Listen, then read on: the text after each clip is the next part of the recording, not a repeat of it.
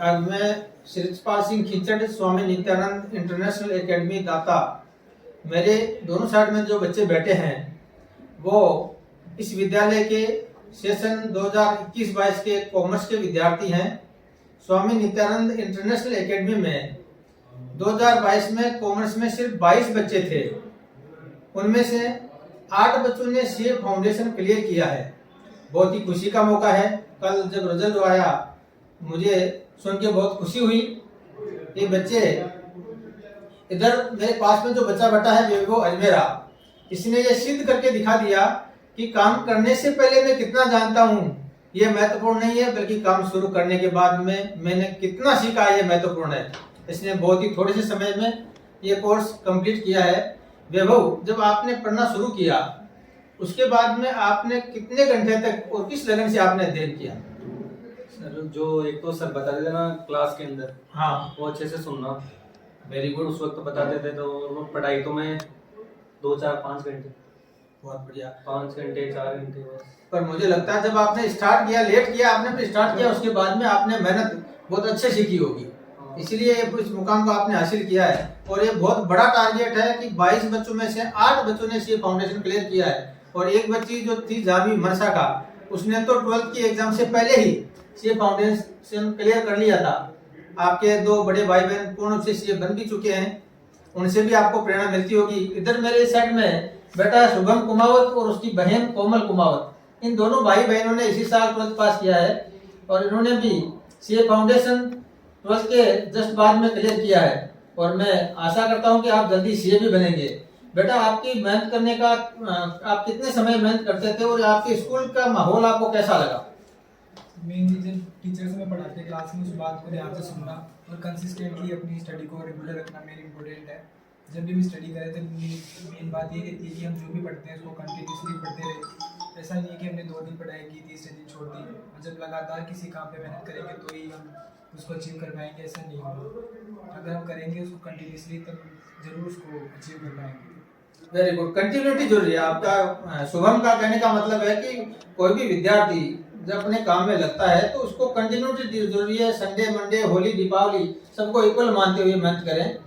और आपकी बहनें भी, आप दोनों भाई बहनों ने अच्छे से मेहनत की और बराबर आपने एक दूसरे का सहयोग किया, इसके लिए आप लोगों को बहुत बहुत धन्यवाद। इधर बैठी है 3 बहनें, एक ही परिवार की 3 बहनें हैं।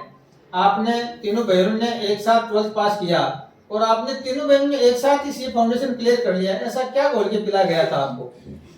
सर, सबसे पहले तो ये कि 3 थी तो उसमें ऐसे भी रहता था कि किसी के ज्यादा मार्क्स आ जाएंगे, किसी के कम आ जाएंगे। अच्छा, आप में कंपटीशन था तीनों में? वो भी कंपटीशन था। और बहुत फिर बढ़िया, ऐसे बहुत कि बढ़िया। अगर कोई एक रह गया तो फिर वो भी कि इस 2 तो कैसे हो गई पास, तूने कैसे नहीं किया। तो सबसे मेन कंपटीशन तो वही रह जाता है। और फिर हमारी को बड़ी सिस्टर भी है जिसने अभी आईपीसी से क्लियर किया था, तो वो थी कि जैसे मतलब उसने फाउंडेशन कर लिया तो हमारे लिए भी हो गया कि हमें फाउंडेशन करना ही है। उसने आईपीसी से कर लिया तो वो एक डेडलाइन बन जाती थी हमारे लिए कि अब हमें भी ये क्रॉस करनी आपकी है। बड़ी बहन से आपको मतलब प्रेरणा मिली, आपकी बड़ी बहन से फाउंडेशन क्लियर किया तो आपने भी उसके पीछे दौड़ने का प्रयास किया कि हम भी जल्दी क्योंकि हमारे फाउंडेशन पेरेंट्स के लिए सबसे पहले वो होता है कि वो तो कर लिया, अब तुम्हें भी करना है, वो तो कर लिया, अब तुम्हें भी करना है। तो फिर बस वही है कि उसने किया वैसे बस हमें भी करना है।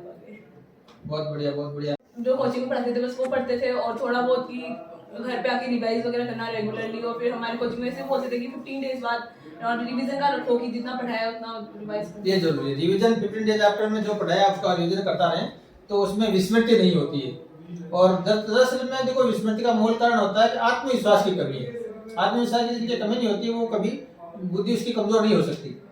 आप तीनों बहनें, आपकी बड़ी बहनें, चारों बहनें आप सीए बनोगी, एक परिवार में 4 सीए हो जाओगे आप, बहुत अच्छी बात है। मेरे इस साइड में रामगढ़ से बेटी है पायल मनसा का, और आपने पिछले साल 12th किया था यहाँ से।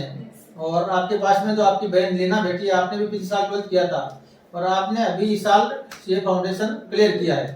तो आपने जब यहाँ इस विद्यालय में एंटर किया, और आप तो शायद यहाँ ज्यादा समय नहीं पढ़ा इस विद्यालय में, कितने समय क्लास पढ़ी आपने? 11 12 2 साल ही पढ़े आप यहाँ। तो आपका सिलेबस, यहाँ के सिलेबस का, यहाँ के टीचर्स का कितना योगदान है आपके इस सफलता में? मेन चीज़ यहाँ की टीचर ने कंट्रीब्यूट की है। पहले हमको 10th तक तो हमको तो पता ही नहीं था कि स्टडीज करते कैसे हैं। पहले तो रट्टा ही मारते थे बच्चे। और अभी 11th 12th में पंकज सर है, महेंद्र सर है, उन्होंने हमको बताया कि आपको चीज़ों को, कॉन्सेप्ट को लर्न करना है। पर्टिकुलरली आपको रटना नहीं, इसको कॉन्सेप्ट को लर्न करना है और इसको प्रैक्टिकली समझाया हमको। ऐसे नहीं कि थ्योरी में ही नहीं कि रट्टो रट्टो, इसको प्रैक्टिकली बताया, इसको हमको बाहर के वर्ड से कनेक्ट करके बताया कि आपको इसमें ऐसे ऐसे समझना है ऐसे, और आप और गाइडेंस भी दी कि आपको एग्जाम पेपर में ऐसे लिखना है, अगर आपको कोई सवाल पूछे तो आंसर ऐसे देना है, और आपको अलग अलग पैटर्न्स बताया। बहुत बढ़िया, बहुत बढ़िया। आपके शिक्षकों ने आपको हर तरीके से, हर मेथड से समझाने का प्रयास अलग किया। अलग टीचर का अलग अलग एक्सपीरियंस के साथ। हाँ, वो तो स्वाभाविक बात है। जब आप यहाँ आए तो आपको लगा कि कुछ नया सीखने को मिलेगा।